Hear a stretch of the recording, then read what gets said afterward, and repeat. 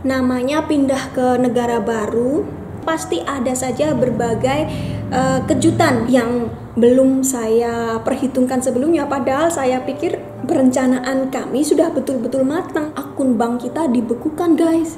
Dia ada tagihan pajak dari pemerintah sana, mau mengakses rekening banknya di sana nggak bisa dibuka karena sudah ditutup. Nah gimana dong? Namanya kami pindah ke sini nggak bawa apa-apa ya, harus mulai dari nol lagi. Ayah Matt untuk memulai bisnis di sini, beli monitor, beli barang-barang yang dia butuhkan untuk kerja itu nggak murah. Kesulitan-kesulitan yang ada ini tadi saya rasa akan terjadi di dimanapun kita pindah. Ayu Petri.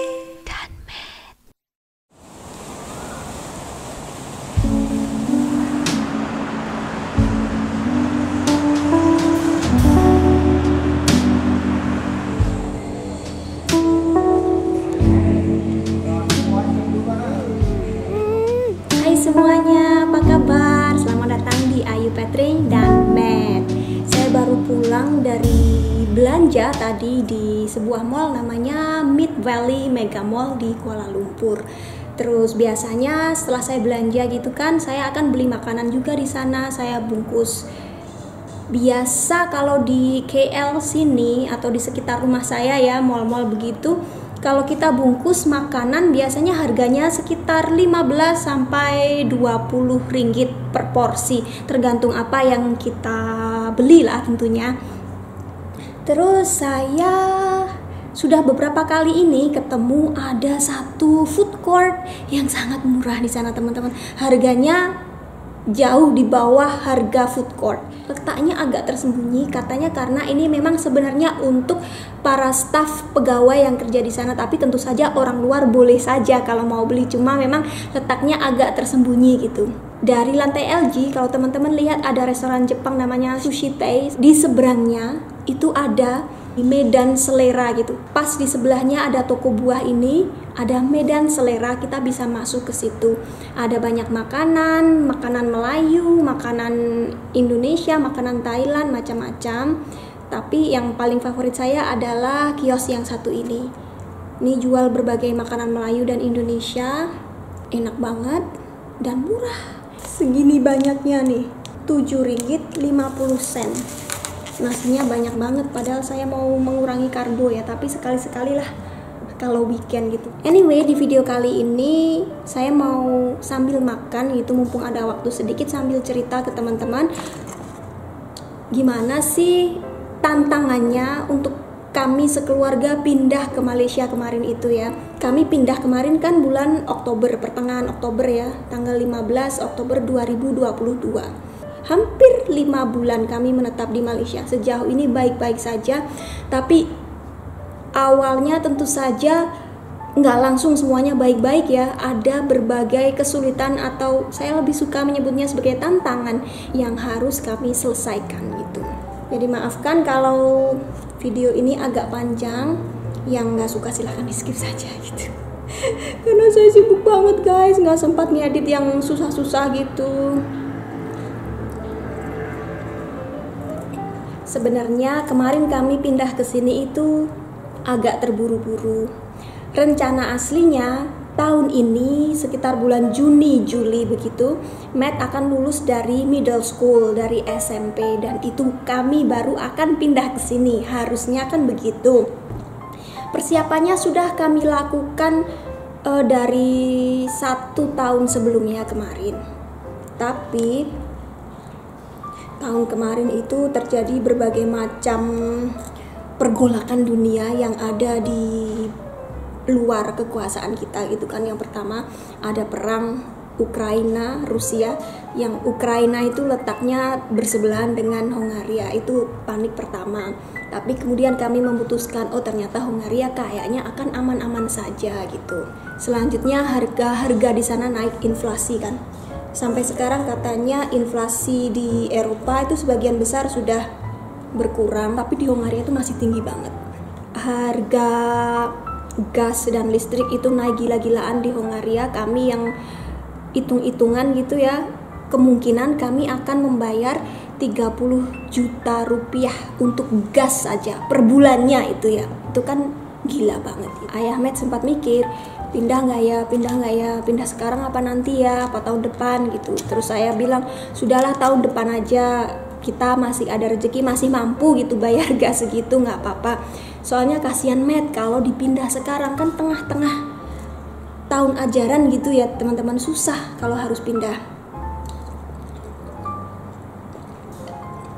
Sambil makan ya teman-teman.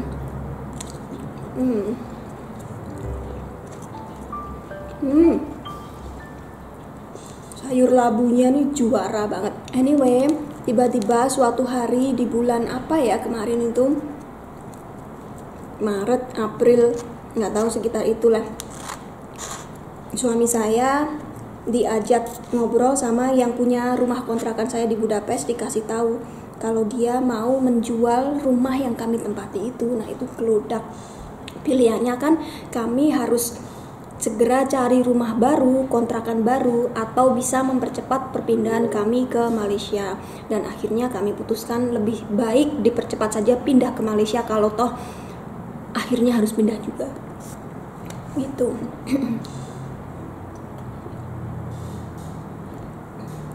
Nah, awalnya yang kami sudah sediakan waktu 1 tahun untuk mempersiapkan segala sesuatu dipersingkat jadi beberapa bulan saja. Mendadak dangdut gitu. Maaf ya nggak kelihatan makanannya karena belum punya tripod yang pendek.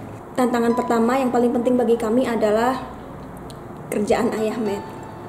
Sebelumnya kami sudah punya agent yang akan membantu untuk membuka perusahaan di sini kan, tapi kami sudah bilang ini untuk tahun 2023 masih ada waktu gitu. Tiba-tiba kami harus kasih tahu ke mereka lagi, ternyata dipercepat, harus Oktober besok ini sudah jadi segala sesuatunya. Ya kalau dipercepat itu pastinya butuh keluar lebih banyak biaya ya kan. Seperti misalnya kita kirim paket gitu ya, dari kantor pos yang paling murah biasa saja dengan yang kilat gitu kan, harganya pasti beda. Nah itu juga, jadi kami harus keluar duit lebih banyak dari situ. Kemudian yang kedua, sekolahnya Matt itu juga sama teman-teman. Sebenarnya saya sudah daftar di satu sekolah di sini, tapi untuk tahun 2023. Ya jadinya kami maaf bisa nggak ya dipercepat gitu, jadi Oktober November dia sudah masuk sekolah di sana pertengahan tahun ajaran. Untungnya bisa. Jadi memang kalau kita pindah negara itu kan sekolah anak bisa bikin puyeng juga ya.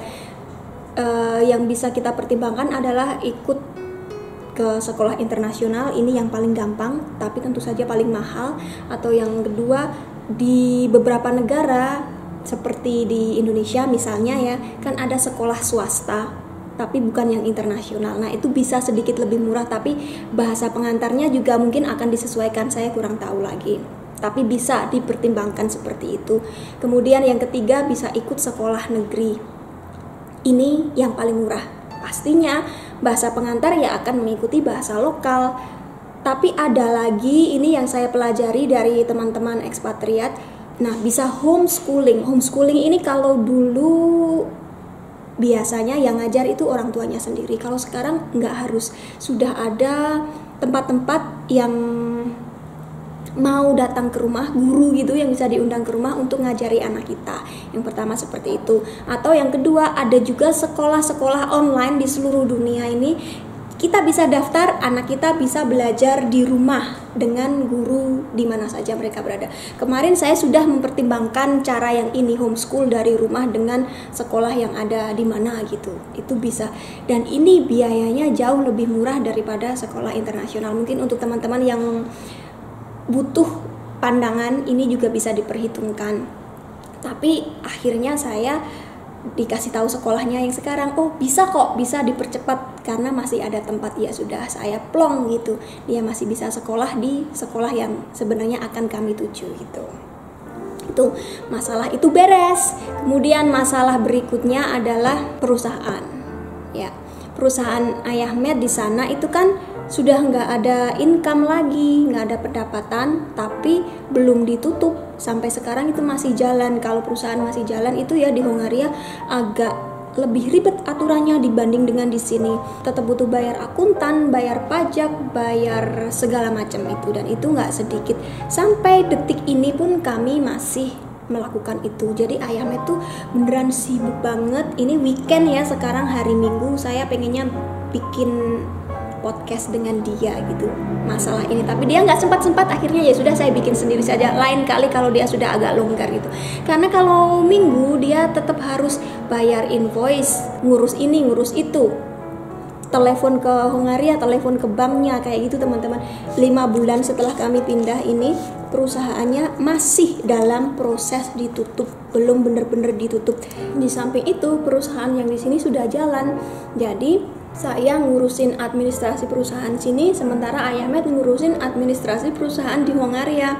Untuk pengeluaran, pembayaran macam-macam juga begitu. Dua-duanya tetap jalan, tetap harus dibayar.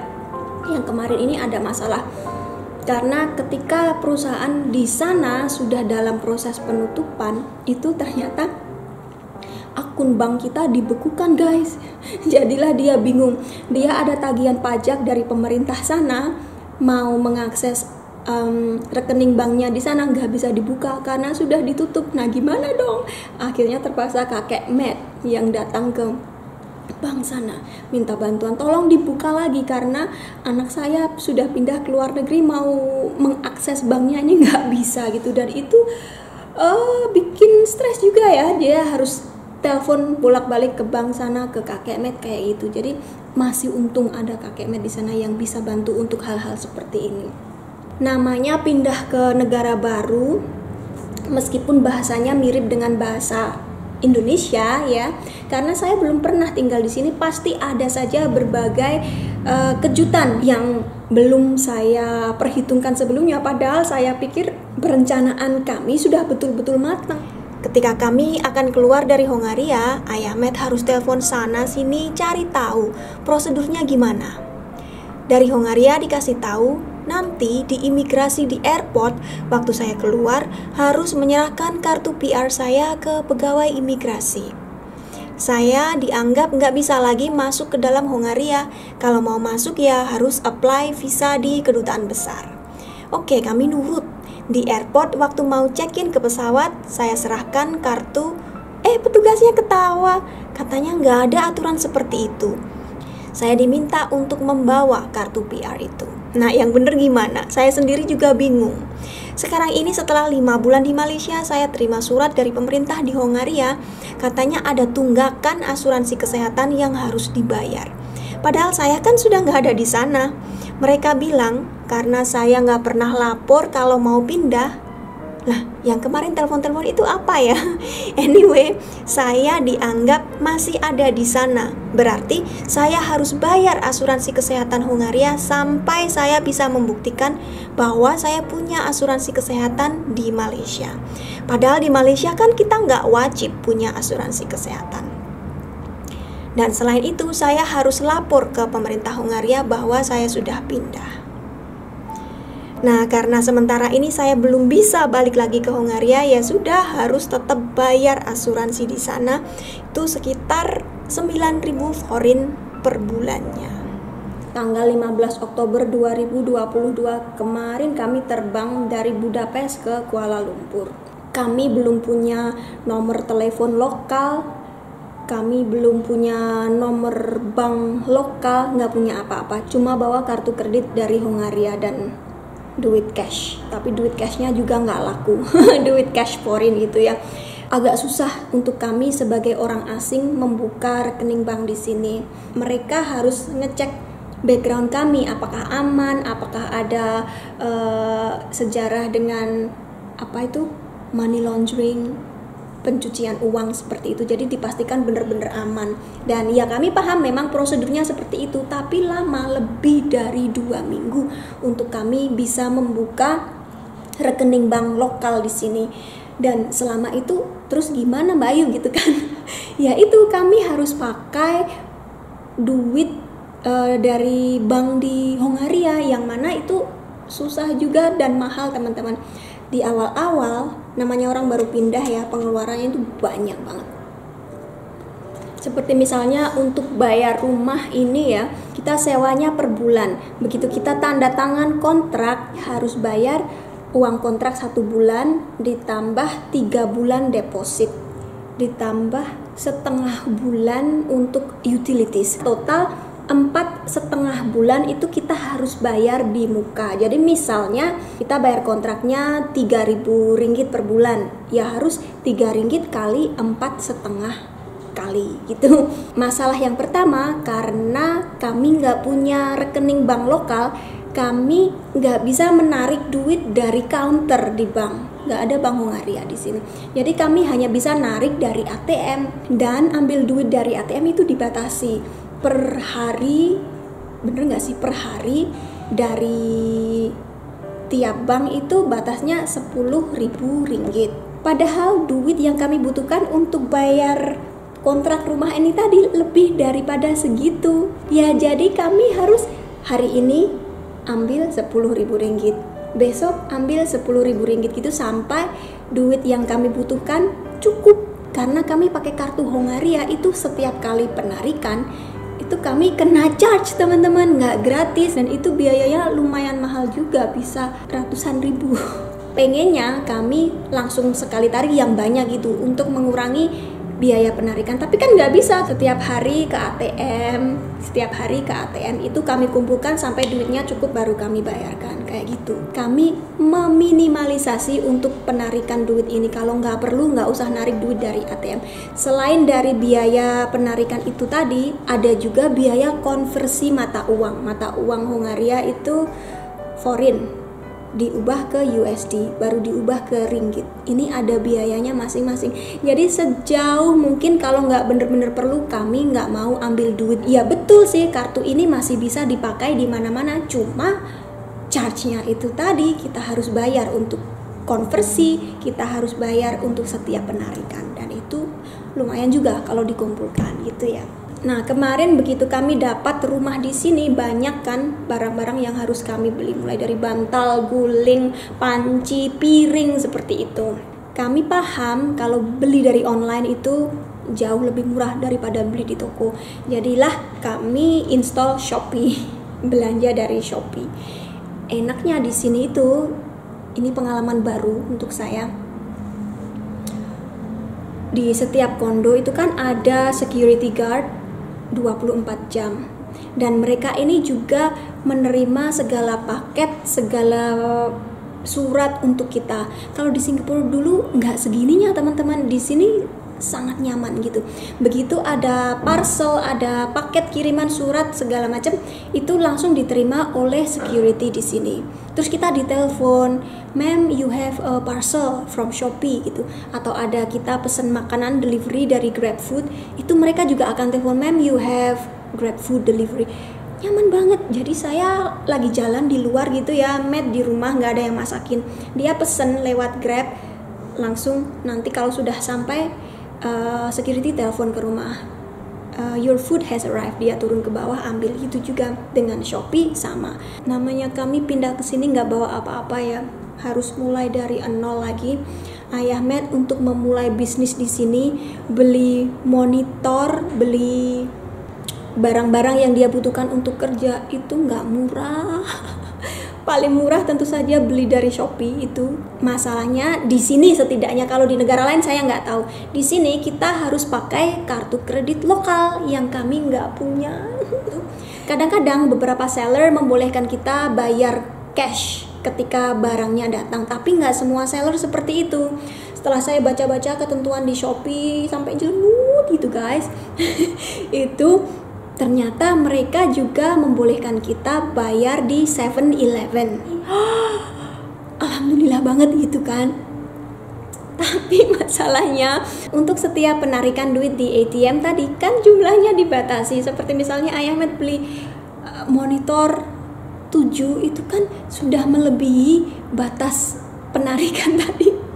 Jadi guys, setiap hari tuh kerjaan kami ngendon di ATM, narik duit, dikumpulin, kalau sudah cukup ke 7-Eleven buat bayar orderan.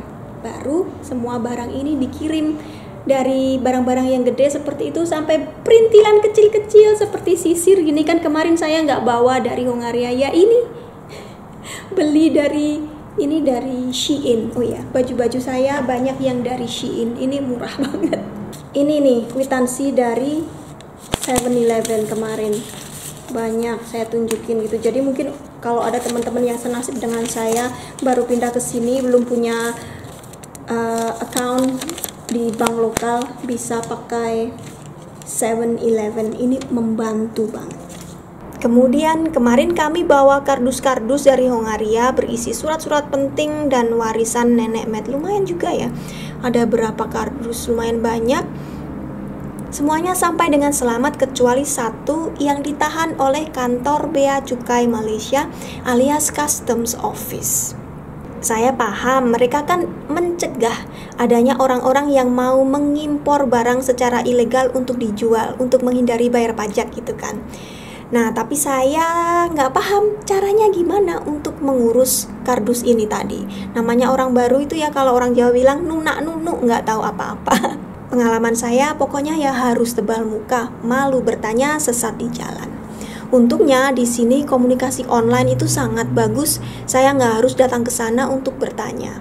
Saya masuk ke website kantor pos di sini, ada program chatting di pojokan, dan di situ saya bisa konsultasi ke pegawai mereka.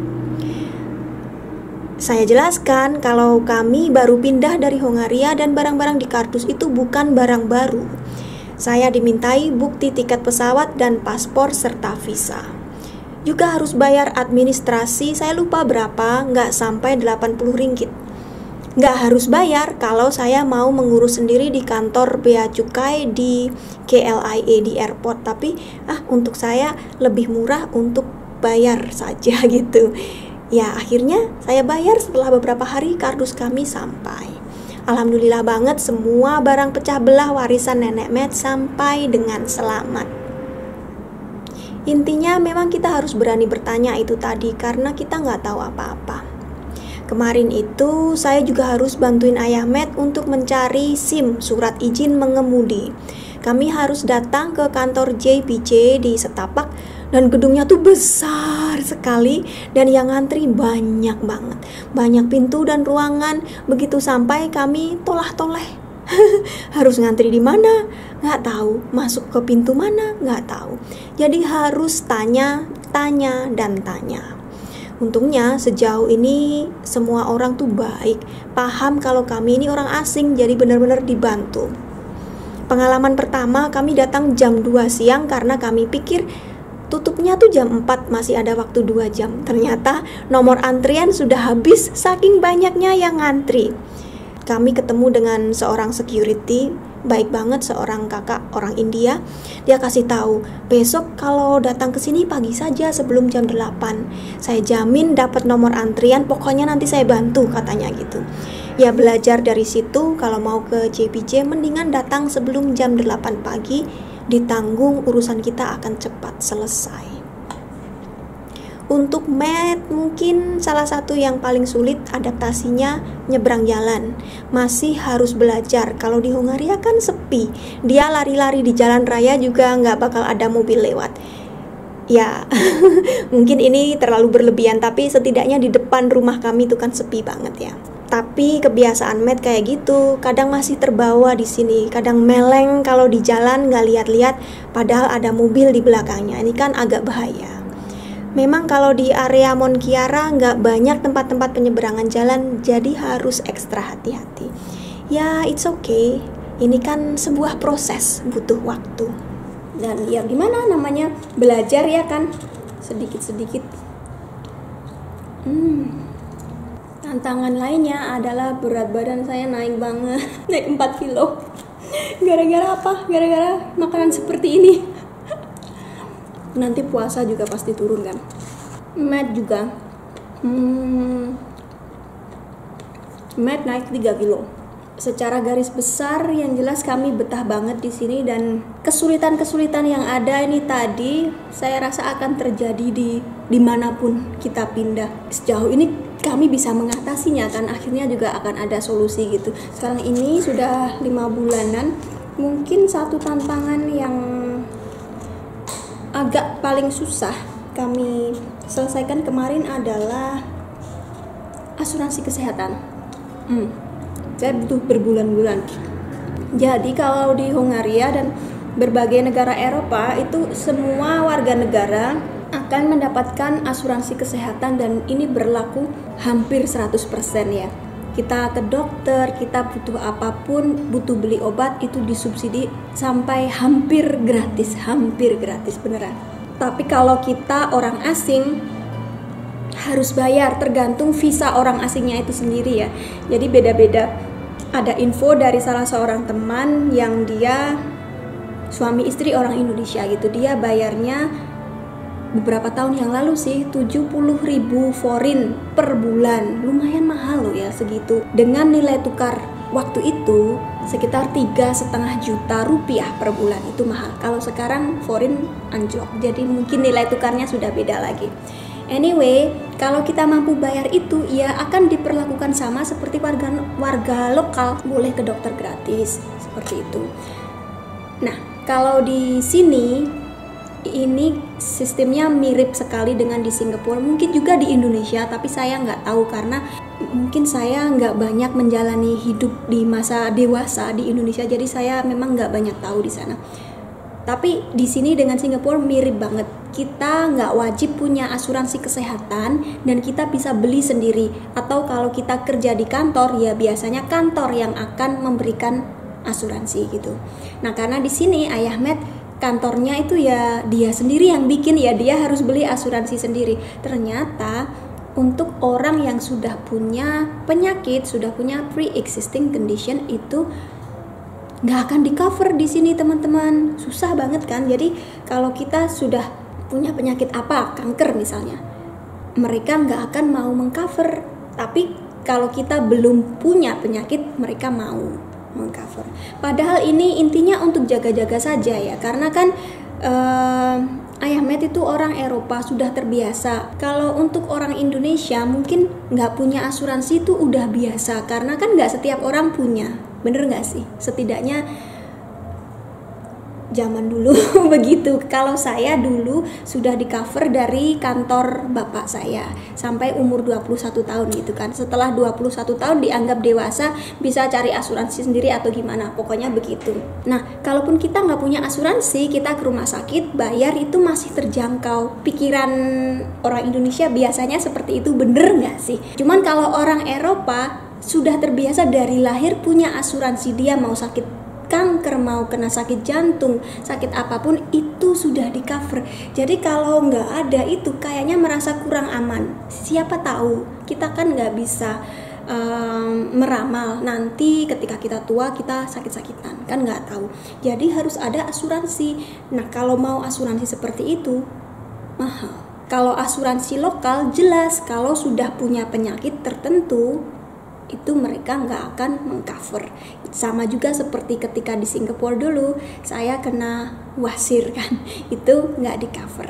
Kalau kita demam misalnya atau sakit gigi gitu nggak masalah, paling bayar juga berapa gitu kan. Cuma kalau kena penyakit yang berat-berat yang butuh waktu berbulan-bulan bahkan sampai bertahun-tahun kemoterapi kayak gitu, mana tahu biayanya mahal gitu kan. Akhirnya kami dapat asuransi dari asuransi ekspatriat.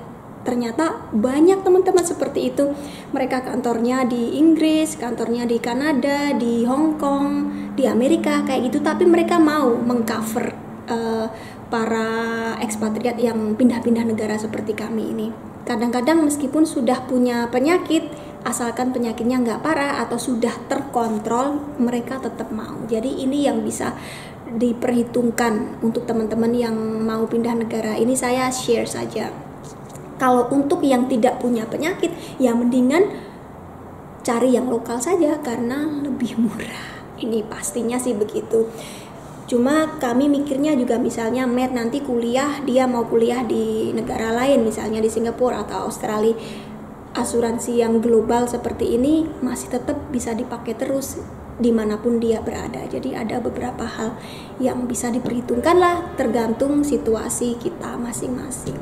Anyway, overall kami betah banget di sini, dan saya baru nyadar enaknya tinggal di Malaysia punya channel YouTube gitu ya. Banyak teman-teman di sini yang nonton dan suka kasih tahu tips yang berguna gitu untuk kami di sini. Itu membantu banget, beneran teman-teman, thank you. Kalau saya ada apa gitu di Instagram misalnya atau di YouTube community gitu, banyak yang kasih bantuan. Itu terima kasih banget atas sambutan teman-teman semua, dan juga support dari teman-teman di Indonesia yang sudah mengikuti kami dari tahun berapa, 2018 kemarin sampai sekarang. Lupa makan kan, kebanyakan ngomong. Oh iya, satu lagi, Matt kemarin sudah terima rapor dari sekolah. Nilai dia malah jauh lebih bagus daripada waktu dia masih sekolah di Hungaria. Padahal pelajaran di sini tuh lebih susah. Nggak tahu kenapa, mungkin cocok kali ya tinggal di sini. Sejauh ini kami betah banget di sini. Bersyukur banget bisa pindah ke sini. Pengen tinggal di sini dalam jangka waktu yang lama kalau bisa, insya Allah. Dan ya gitu, pokoknya kami setiap hari masih terus belajar gitu ya, gimana cara melakukan ini, melakukan itu di sini, karena kan semua itu harus berjalan pelan-pelan, proses gitu ya, nggak bisa buru-buru. Anyway, makanan saya hampir habis, hampir ya, banyak banget, saya kenyang. Jadi saya sudahi dulu video ini. Terima kasih untuk teman-teman yang sudah menonton, semoga bermanfaat. Sampai ketemu di video berikutnya. Bye-bye.